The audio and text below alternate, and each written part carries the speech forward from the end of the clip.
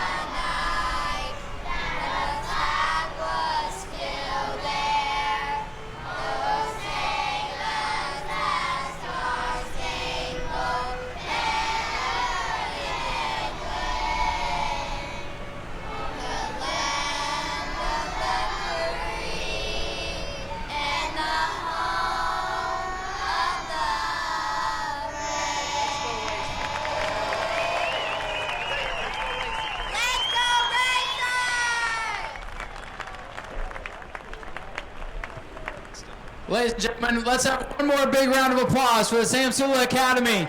That was great. Thank you all so much for being here.